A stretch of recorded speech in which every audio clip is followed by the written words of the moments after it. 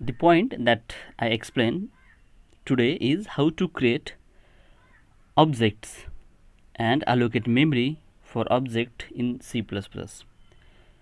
Before of this, we seen so many programs, okay, where we created the object, we declare the object, okay. So we already knows about how to create the object, but I will again explain it, okay. Just a new point is here actually, when the memory is allocated to the object, okay. So see this example, okay. Here this is, so here see here in this example, okay, this is the box, that is a class box, okay. Here this class is completed, okay, at this stage, okay. बघा हा class box तयार केला आहे, पण box नावाचा इथं start झाला आहे, तो संपला इथं, इथून इथं संपला आहे, ओके. इथं मेन सुरू झालं आहे आणि मेनमध्ये इथं बघा बॉक्स 1 हा पहिला ऑब्जेक्ट आहे, बॉक्स 2 हा दुसरा, म्हणजे इथं टोटल किती ऑब्जेक्ट क्रिएट केले आहेत, 2 ऑब्जेक्ट क्रिएट केले आहेत. म्हणजे साधं सिम्पल सांगायचं म्हटलं, how to create the object means हे एक्झाम्पल इथे लक्षात ठेवा, ओके. इथे जे दिसतं तुम्हाला, ओके, हाच वे आहे. पहिला हा बॉक्स 1 हा पहिला वे आणि हा दुसरा वे, ह्यालाच म्हणायचं क्रिएशन ऑफ ऑब्जेक्ट. आपण ऑब्जेक्ट कसा क्रिएट करतो, ओके. बॉक्स 1 हा ऑब्जेक्ट आहे आणि बॉक्स 2 हा दुसरा ऑब्जेक्ट आहे, okay. So when we create object, हा ऑब्जेक्ट केव्हा क्रिएट होतो, for that, okay, first you have to, okay, define the class. पहिल्यांदा तुम्हाला क्लास काय आहे तो सांगावा लागतो आणि क्लास सांगितल्यानंतर, okay, because there are two ways to declare the object, okay. This is one of the way. पहिल्यांदा आपल्याला काय इथे दिले बघा, हा क्लास बॉक्स. पहिल्यांदा आपल्याला काय करावं लागतं, पहिल्यांदा आपल्याला क्लास काय आहे तो स्पष्ट करावा लागतो. इथं क्लास आपण तो स्पष्ट केला, इथपर्यंत आपण क्लास स्पष्ट केला, लक्षात ठेवा. हे कंपल्सरी करावं लागतं. क्लास जेव्हा तुम्ही स्पष्ट करताय त्याच्यानंतरच तुम्ही काय करू शकता, ऑब्जेक्ट डिक्लेअर करू शकता. जसं इथे केलं आहे, बॉक्स 1 बॉक्स 2, ओके. ह्यातलं बॉक्स जे दिसतो तुम्हाला काय आहे, हा क्लास आहे जो तुम्ही इथं काय केलं, डिफाईन केला आहे. आणि बॉक्स 1 हा काय त्याचा ऑब्जेक्ट आहे, लक्षात ठेवा. So this is the creation of the object. हे ह्याला म्हणायचं ऑब्जेक्ट क्रिएशन, लक्षात ठेवा, ओके. बॉक्स 2 हा दुसरा ऑब्जेक्ट आपण क्रिएट केला, दॅट्स इट. बाकी काही वेगळं नाही, लक्षात ठेवा. ह्यालाच म्हणायचं creation of object. But the necessary criteria is, first you have to define the class, then you can, okay, declare the object. तेव्हाच तुम्ही ऑब्जेक्ट डिक्लेअर करू शकता. पहिल्यांदा क्लास डिफाईन करा, ओके. जसं आपण रेग्युलर सांगायला गेलं, आपल्याला एक्झाम्पल जर तुम्हाला सांगायला गेलं एखादं, ओके. आता आपल्याला हे माहिती आहे काय की डेटा टाईप्स 2 प्रकारचे आहेत. कुठल्या आहेत, 2 टाईप्सचे. तर एक तर प्री डिफाईन डेटा टाईप आहे, कुठलं प्री डिफाईन, आणि दुसरं आहे user define, okay. Pre define आणि युजर डिफाईन. प्री डिफाईनचं एक्झाम्पल तुम्हाला सांगायला गेलं तर INT, लक्षात ठेवा, INT असं समजा लिहिलं तुम्ही, ओके. तर एक्झाम्पल आहे. म्हणजे ए हे कुठल्या टाईपचं आहे, इंटिजर टाईपचं आहे. म्हणजे INT हा ऑलरेडी डिफाईन केला आहे सॉफ्टवेअरमध्ये, लक्षात ठेवा. INT हा इंटिजर टाईप जो दर्शवतो, ए हे व्हेरिएबल इंटिजर टाईपचं असणार आहे. त्यामुळे ए व्हेरिएबल इंटिजर टाईपचंच व्हॅल्यू काय करतं, स्टोअर करतो. आणि ह्याची डेफिनेशन काय केली आहे, ऑलरेडीच डिफाईन केला, म्हणजे प्री डिफाईन्ड आहे, ओके. पण क्लास हा काय आहे, युजर डिफाईन्ड आहे. युजर डिफाईन म्हणून इथे तुम्ही डिफाईन करताय. जसं इथे क्लास बॉक्स दिले बघा, हा डिफाईन तुम्ही केला आहे.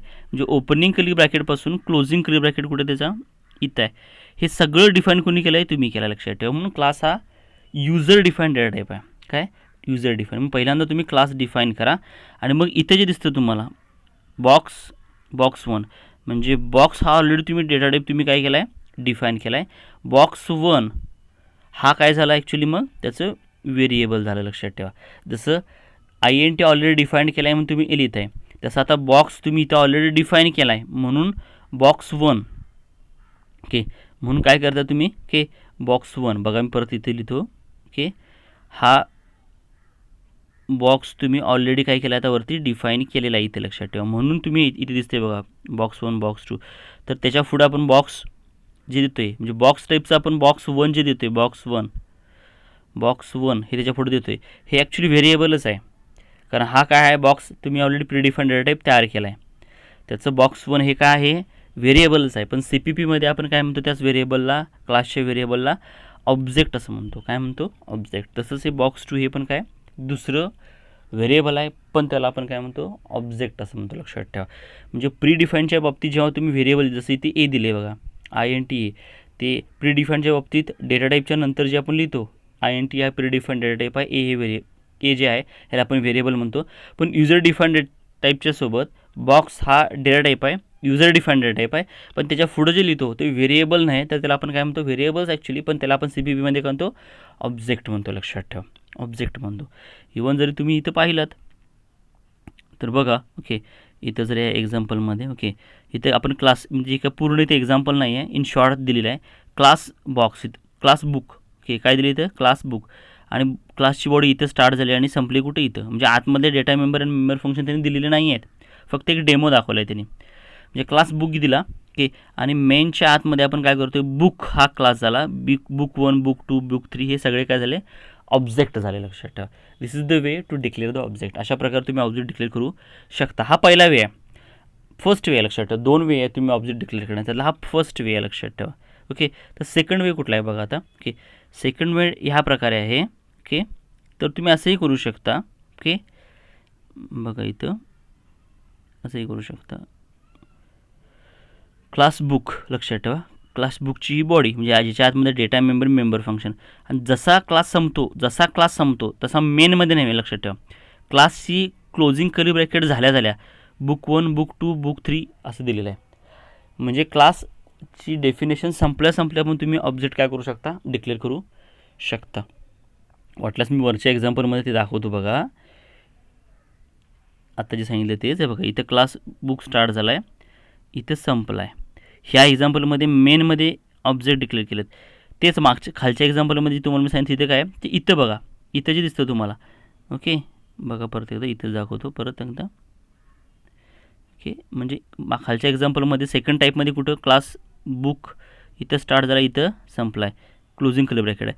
क्लोजिंग करी ब्रॅकेट संपल्या पुढं लगेच द्यायचं काय, बुक 1 जे इथं दिले की हेच इथं द्यायचं. हे लक्षात ठेवा. म्हणजे तुम्ही असंही करू शकता, क्लोजिंग कली ब्रॅकेट झाल्या ते काय असतील ते द्या आणि नंतर सेमिकोलॉन द्या. हा दुसरा मार्ग आहे. म्हणजे क्लास संपल्या डेफिनेशन संपल्या इमिडिएट तुम्ही द्या, ऑब्जेक्ट डिक्लेअर करा, किंवा क्लास संपल्यानंतर मेनच्या आतमध्ये. ओके, म्हणजे पहिला वे काय सांगतो, हा दिस इज द फर्स्ट वे. हा काय सांगतो, मेनमध्ये द्या म्हणून क्लास पूर्ण डिफाईन करा आणि मेनमध्ये ऑब्जेक्ट डिक्लेअर करा. दुसरा वे सांगतो का तुम्हाला, की दुसरा वेळ काय सांगतो तो आपल्याला काय सांगतो, की ओके, सेकंड वे काय सांगतो बघा आपल्याला. जस्ट दुसरा वे आपल्याला काय सांगतो, क्लास जे काय आहे, क्लासची डेफिनेशन झाली, ओके, ही त्याच्यानंतर पण तुम्ही डिक्लेअर करू शकता. जसं इथं क्लास आहे, बुक झाला, त्याची डेफिनेशन इथे संपते क्लोजिंग कली ब्रॅकेटला, लगेच इमिडिएट द्या, नंतर सेमिकोलॉन द्या. लक्षात ठेवा इथं. ओके, त्याच्यानंतर काय खाली मेन, आणि मेनमध्ये मग काय ऑब्जेक्ट डिलीट करू नका, कारण वरती ऑलरेडी केलं आहे तुम्ही. डायरेक्ट कॉल करा. ओके, लक्षात ठेवा. ओके, तर ह्या प्रकारे this are the 2 ways to create the object. Okay, हे 2 मार्ग आहेत ऑब्जेक्ट क्रिएट करण्याचे. ओके, तर इथं एक गोष्ट बघा जराशी तुम्हाला इथं सांगण्यासारखी एक गोष्ट काय आहे बघा, ऑब्जेक्ट लिस्ट.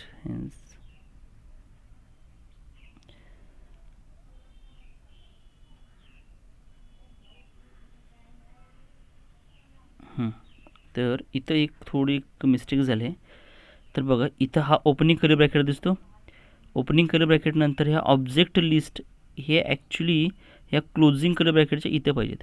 क्लोजिंग करी ब्रॅकेट जो दिसतो ह्याच्या पुढं पाहिजे ऑब्जेक्ट लिस्ट, आणि नंतर सेमिकोलॉन पाहिजे. लक्षात ठेवा. म्हणजे क्लासचं नाव तुम्ही इथे काहीतरी द्याल.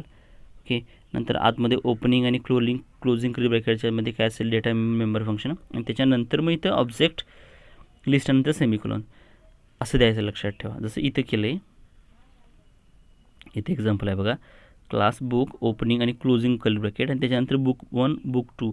ओके, हे असं पाहिजे. सेम इथं सुद्धा तसंच पाहिजे. ही ऑब्जेक्ट लिस्ट जी दिसते ती ऑब्जेक्ट लिस्ट या क्लोजिंग कली ब्रॅकेटच्या नंतर इथं पाहिजे. लक्षात ठेवा, ऑब्जेक्ट लिस्ट. ओके, ते दुरुस्त करून घ्या. Next one, how memory allocation for the object. Okay, आता ऑब्जेक्ट आपण काय केला, डिक्लेअर केला, पण ओके ऑब्जेक्ट डिक्लेअर केला. ओके, ऑब्जेक्ट डिक्लेअर केल्यानंतर लक्षात ठेवा की त्याची मेमरी जी का अलोकेशन होते, ओके, तर ती मेमरी अलोकेशन कशा प्रकारे होते. ओके, ऑब्जेक्ट डिक्लेअर केल्यानंतर, कारण त्याच्यासोबत त्या ऑब्जेक्टला असतात काय, कारण कुठलाही ऑब्जेक्ट डिक्लेअर केल्यानंतर त्याच्यासोबत, ओके, जसं इथं या एक्झाम्पलमध्ये पहा. ओके, ह्या एक्झाम्पलमध्ये बघा वाटलंच तुम्ही. ओके, ह्या एक्झाम्पलमध्ये इथं काय आहे, तर बॉक्स 1 आहे, बॉक्स 2 आहे.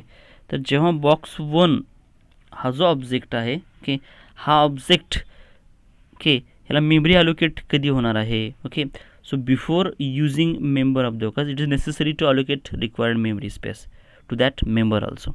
ओके, म्हणजे ऑब्जेक्ट्स जे आहे काय, त्याचे प्रत्येक ऑब्जेक्ट असतात. इथं बॉक्स 1 आहे. ओके, बॉक्स 1 हा ऑब्जेक्ट झाला. बॉक्स 1ला ऑब्जेक्टला हे मेमरी कशा प्रकारे मिळणार आहे, अलोकेट होणार आहे. तर या बॉक्स 1ला काय आहेत, याचे बॉक्स 1 हा एका ऑब्जेक्टचे डेटा मेंबर काय आहेत. डेटा मेंबर त्याचे काय, तर एक मेंबर आहे बघा, हा ऑब्जेक्ट काउंट, हा स्टॅटिक डेटा मेंबर, हा जो कॉमन आहे सगळ्यांसाठी. ओके, त्याच्यासोबत हे मेंबर आहेत बघा, लेंथ, ब्रेडथ आणि हाईट, हे मेंबर आहेत लक्षात ठेवा. ओके, ह्यांना मेमरी मिळणार आहे लक्षात ठेवा. म्हणजे फक्त डेटा मेंबर की इथं जे डिक्लेअर केलं आहे, ओके, हे मेंबर, ओके, त्या ऑब्जेक्टच्या संदर्भानं आहेत लक्षात ठेवा. तेव्हा इथं ती मेमरी होणार आहे, अलोकेट करण्यात येणार आहे. सेम, ओके, दुसरी गोष्ट आहे बघा, जेव्हा हा ऑब्जेक्ट आपण म्हणतो बॉक्स 2, साहजिकच ह्या बॉक्स 2साठी पण काय असणार आहे, ओके, हा मेंबर कॉमन असणार आहे. हे लेंथ, ब्रेडथ आणि हाईट हे सेपरेट परत मेंबर त्या बॉक्स 2साठी असणार आहे लक्षात ठेवा. ओके, म्हणजे सेपरेटली बॉक्स 1साठी, बॉक्स 1 या ऑब्जेक्टसाठी हे मेंबर असणार आहेत, लेंथ, ब्रेडथ, हाईट. तसेच बॉक्स 2साठी पण हे सेपरेट मेंबर असणार आहेत. ओके, त्यांना मेमरी अलोकेट होणार आहे. ओके, पण मेंबर फंक्शनचा जेव्हा आपण विचार करतो, तेव्हा जसे बॉक्स 1, बॉक्स 2ला हे सेपरेटली मेंबर होतात, लेंथ, ब्रेडथ आणि हाईट हे सेपरेटली त्यासाठी एकदा लेंथ, ब्रेडथ, हाईट तयार होतं, बॉक्स 2साठी तयार होतं. तसं जो मेंबर फंक्शन असेल, जसं इथं मेंबर फंक्शन कोणतं आहे बघा, गेट काउंट आहे, व्हॉल्यूम आहे. ओके, ओके, तसंच हा कन्स्ट्रक्टर फंक्शन आहे बॉक्स म्हणून बघा, हा बॉक्स म्हणून कन्स्ट्रक्टर फंक्शन आहे, हा व्हॉल्यूम म्हणून फंक्शन आहे, हा गेट काउंट म्हणून फंक्शन आहे. हे मेंबर फंक्शन्स आहेत. हे मेंबर फंक्शन मात्र काय होतात, यांना एकदाच मेमरी अलोकेट होते, आणि एकदा मेमरी अलोकेट झाल्यावरती त्याचाच उपयोग करतात आणि ते प्रत्येक वेळा ह्या जे काही तुमचे डेटा मेंबर आहेत त्यांना कॉल करतात. आणि या प्रकारे काय होते, त्या ऑब्जेक्टला अशा प्रकारे काय होते, मेमरी अलोकेट करण्यात येते. इथं बघा कन्सेप्ट तो त्याच प्रकारे इथं दाखवलेला आहे तो इथं. ओके, तर बघा, गेट डेटा हा फंक्शन आहे किंवा पुट डेटा हे फंक्शन आहेत. ओके, हे फंक्शन हे कॉमन असतात, म्हणजे तुम्ही कितीही ऑब्जेक्ट क्रिएट करा, ते फक्त एकदाच काय असेल ते मेमरी घेतात. पण हे डेटा मेंबर आहेत, टायटल, प्राईज, हे डेटा मेंबर आहेत. म्हणजे जेव्हा तुम्ही बुक 1 लक्षात ठेवा, बुक नावाचा, ओके, बुक नावाचा जर समजा क्लास आहे, काय बघा, बुक नावाचा जर क्लास आहे समजा, ओके, बुक नावाचा क्लास आहे आणि त्याचा बुक 1 हा ऑब्जेक्ट आहे, बुक 2 हा ऑब्जेक्ट आहे, बुक 3 हा ऑब्जेक्ट आहे. जसं इथे दिले बुक 1, बुक 2, बुक 3 असं दिले. तर बुक 1 ह्या ऑब्जेक्टसाठी specially data member title price assign होतं, परत बुक 2साठी टायटल प्राईज असाइन होतं. म्हणजे डेटा मेंबर हे प्रत्येक ऑब्जेक्टला काय होतात, असाइन होतात लक्षात ठेवा. ओके, पण मेंबर फंक्शन मात्र प्रत्येक वेळा असाइन होत नाही, ते एकदाच कॉमनली त्याला मेमरी अलोकेट होते. मात्र ते प्रत्येक ऑब्जेक्टसाठी कॉमनली काम करतात. जसं इथं बुक 1साठी, ओके, बुक 1 जो आहे त्यासाठी गेट डेटा काम करतो, बुक 2साठी पण गेट डेटा एकदाच मेमरी अलोकेट केल्यानंतर काम करतो, बुक 3साठी पण काम करतो. असं किती वेळा तुम्ही ऑब्जेक्ट क्रिएट केला, मेंबर फंक्शन मात्र एका वेळी काम करतात, मेंबर फंक्शन मात्र कॉमनली काम करतात. डेटा मेंबर मात्र सेपरेटली तुम्हाला की अलोकेट होतो, त्यासाठी सेपरेटली मेमरी लागते. आणि अशा प्रकारे जेव्हा तुम्ही ऑब्जेक्ट क्रिएशन होतं, तेव्हा ह्या डेटा मेंबर आणि मेंबर फंक्शनचा त्याच्यावरती काय होतो, प्रभाव पडतो आणि मेमरी त्याला असाइन होते.